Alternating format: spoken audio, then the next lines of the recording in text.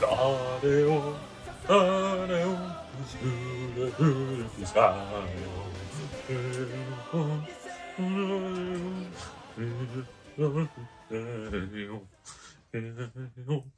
guys, and welcome back to the channel. It's Chris Captures back once again, and this video is totally different from anything else that I've done before. In this video, we are reacting and watching all of Attack on Titan up to what has come out so far, which, as of the time of recording this, is episode 1 and 2 by now, maybe? Episodes of the final season part 2. So I'm going to be watching all the way up to there and giving you guys my reaction, ready to go into the final part of Attack on Titan. So up top at the beginning of the video, I'm going to be telling you my history with the series and my thoughts on season 1, and then later on you can just see my live reactions to season 2, the massive events in season 3, and then the earth-shaking reveals in the final season, part 1, and capping it all off with episode 1 of final season part 2, where shit is going down.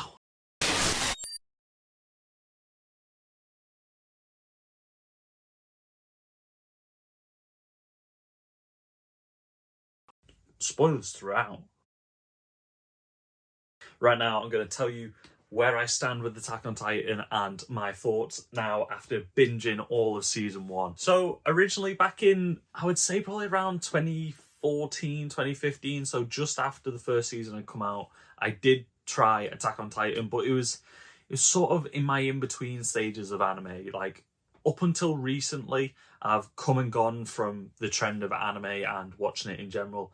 And then recently, I've really got back into it. I've started to watch the classic shows that I missed out on, gone back and rewatched some of the classic shows that I had already seen, obviously checking out new titles, and I now am just fully engrossed with anime, and I think it's here to stay. So, having said that, back in 2014, 2015, when I first started watching Attack on Titan, I wasn't the biggest fan of it. I really enjoyed the first episode.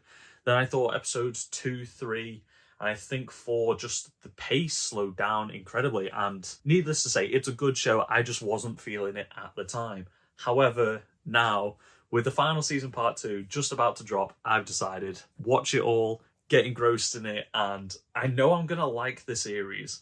And now, on the other side, I know I like the series. I really enjoy the series. But back then, it just didn't hit right with me. So I just had to take a break. And now, 2021, it's the perfect time.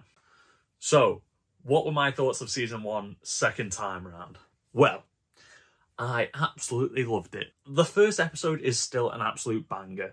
We get to set up in the world. We see our characters at a younger age and what their life through their eyes behind the wall, and then the colossal reveal of, pun intended, the colossal Titan comes out of nowhere, busts the fucking wall down with the armor Titan, and shit's spicy at that point right there. And okay, it works so well.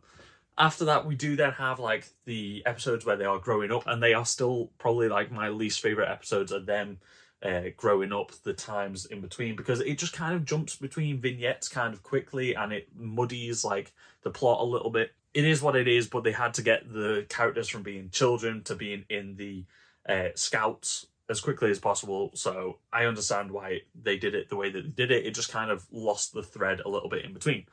That's fine, because then we get to the attack on Trost, and I had never watched up to this before, and also I barely knew any of the things. I had managed to avoid quite a bit of spoilers. I knew that somebody turned into a Titan. I didn't know who. Turns out Eren died in episode 4 or 5. Which episode was it? Episode 5? Eren just got his arm munched off. What the hell? Our lead character is dead.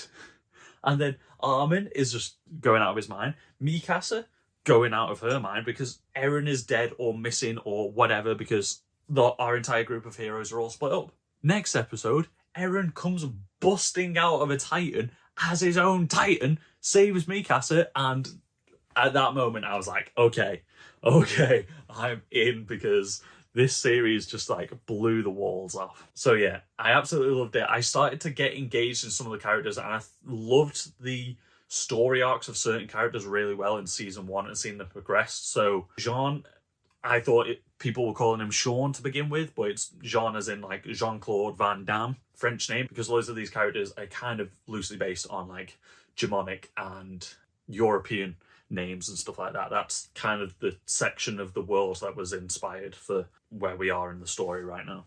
So yeah, absolutely so cool. I loved the progression of Jean going from out and out, I just want to be in the military police, I want to have like a cushy, easy job, but still be kind of a protector, but just also kind of like just have a cushy little living on the inner walls. It's the only way for a kid in his situation to get into the capital, which is in the center of all the walls, so you're the most protected, because hierarchy.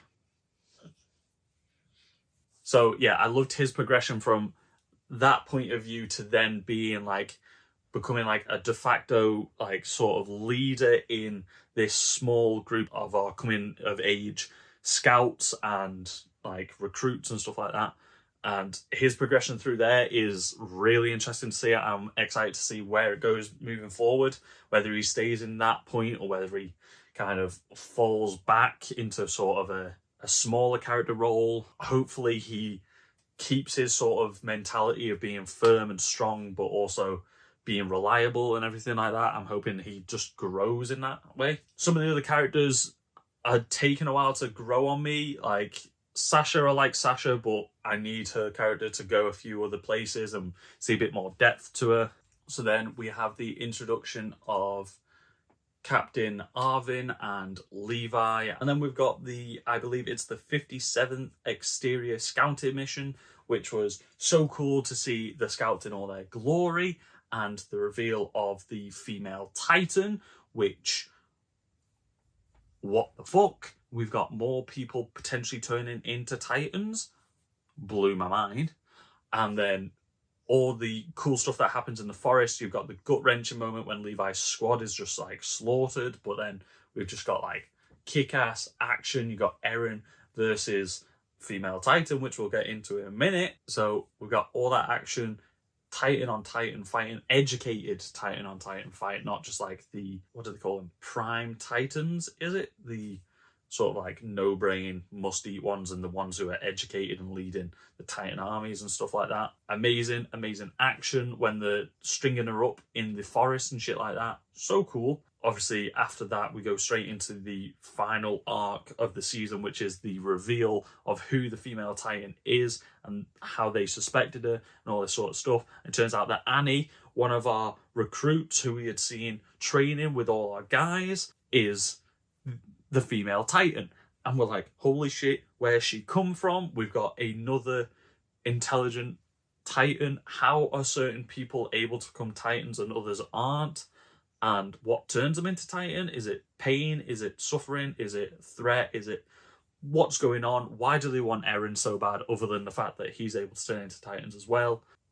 I genuinely don't know. Like, I don't know where it's going to go forward. And the season leads off just as Annie has turned into a Titan and she's about to start brawling with Eren. So this season, season 1, ended with a massive cliffhanger that I did not see coming, and I don't know how they are going forward from this. But the wall crumbles and there is a Titan face inside of the wall. The Titans are in the wall? Was the walls built by Titans? Are they built of Titans? How is... It's a sleeping Titan, and we know Titans aren't active in the dark when they don't have sunlight, so guessing it's kind of dormant in the wall. But how did the Titan get in there? Because it must have been there before the wall was built. What? Season 1, it's hooked me this time. I am in, I'm all in, I'm ready to just binge all the rest. There was a long break between season 1 coming out and season 2. I think it was 4 years. I think 2013 was season 1 and 2017 is season 2. So I'm excited to see what changed in the interim. Did they get a bigger staff, bigger budget as the show took off? What's the animation going to look like? What's the soundtrack going to sound like? Because all these elements, like the writing is shit hot as it is, but then you've got the amazing visuals, the 3D, the use of 3D for moving through the city so then they can animate the 2D characters on top, and the fluidity of the ODM gear is insane. It's so cool. And then the soundtrack as well. I've never heard a larger soundtrack in an anime that just right in the gut, right in the feels. Every scene has you feeling and screaming and reacting the way that you just put in the creator's hands. Genuinely, studio wit, great job. Okay, so season 2 of Attack on Titan. Holy shit, that's a mindfuck, isn't it?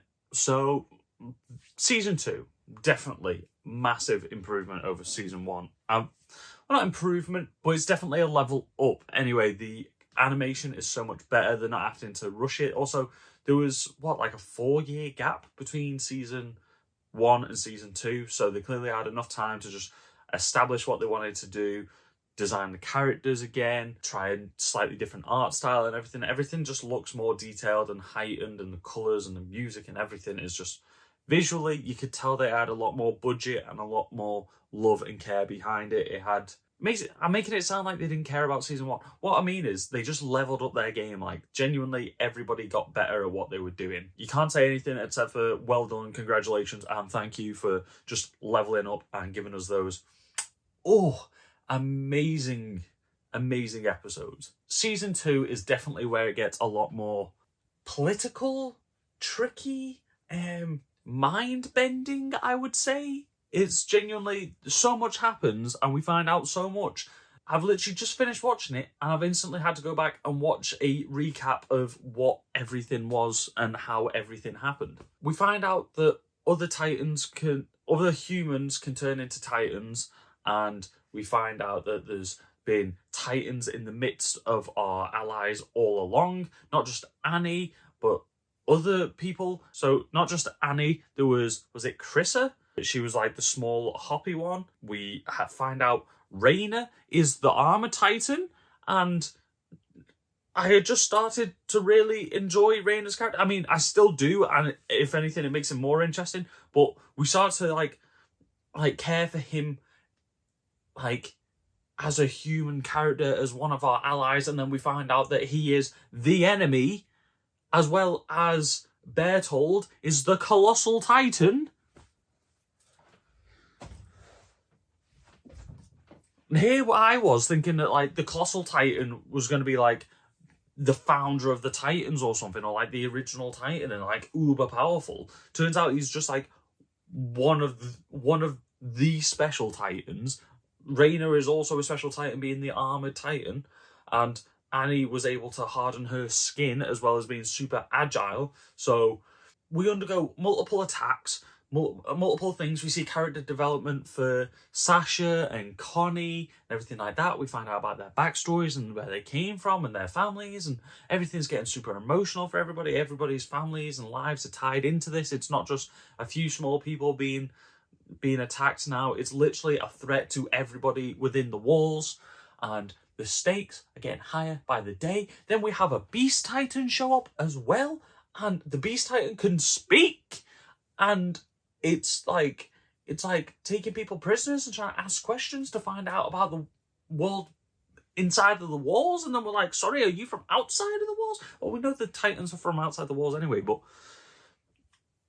then, okay, so that's when the reveal of like Raina and Bertold being the Colossal and the Armor Titan, they try and make... They just so blatantly, it's like half off screen, like dialogue in the background. Raina starts to say it.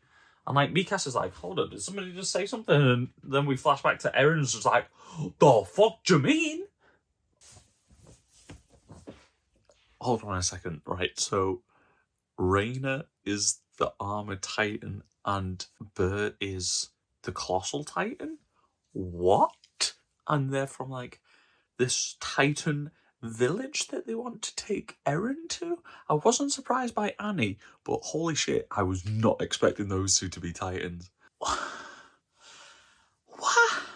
I have no idea where this is going anymore, and that's really exciting, the fact that the doors have just been blown wide open. I also just had to get out of bed at like nearly 1 a.m. I put on a t-shirt just to record this right now because my mind just got absolutely shattered. Oh my god. Oh, my mind was just being blown episode by episode. Let me get this straight.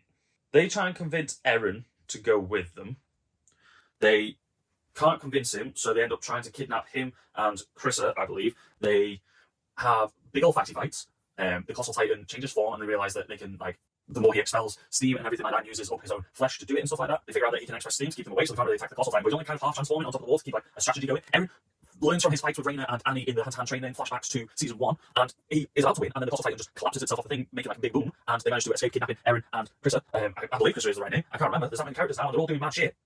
So they kidnap them, take them to the a giant forest. We're assuming that's the same forest that they were in season 1 when they fight Annie. They tell them like a chunk of backstory, and Reina is kind of going insane because he's torn between two worlds now. He's mentally fractured between the Titan and where he came from and the person he became inside of the walls and his allies, and he doesn't know what to do. He wants to bring them all on board, and we're finding out little bits and pieces about life outside the walls and stuff, and we're freaking out.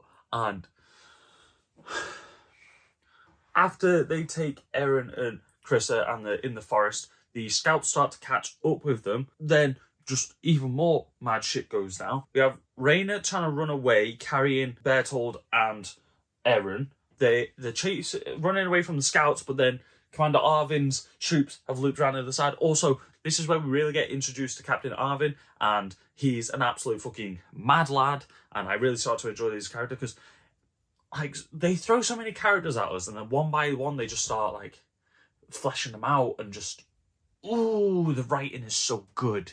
So he's flying to them, and then the scouts are attacking them from in front and behind, all out brawls, and then nearly kill Reina and Bertold, and then they manage to get Eren, and then Commander Arvin loses an arm, and we find the Titan that killed Eren's mum. Holy shit, that's the one that killed the mum, and it's coming back for them. Ah! He's like freaking the fuck out, and then he tries to protect Mikasa in his human form, and they're having this big emotional moment, flashbacks and everything. They think they're going to die. They have an emotional connection, and then he tries to protect Mikasa, and he just kind of like punches a Titan in his human form, but because he made contact with a certain kind of Titan, he unlocks an ability and apparently can now control Titans. So he controls the Titans to devour the Titan that killed his mum, and then also distract Reina and Bertold so that they can all escape. I think that was season 2. Season 2 was crazy. We also, at the end, we find the Beast Titan and just some blonde dude wearing glasses. The animation in season 2 is a big step up from season 1.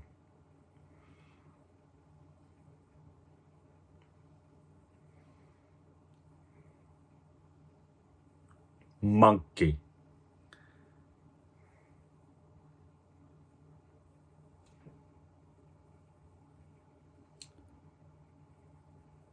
Is that Eren's dad?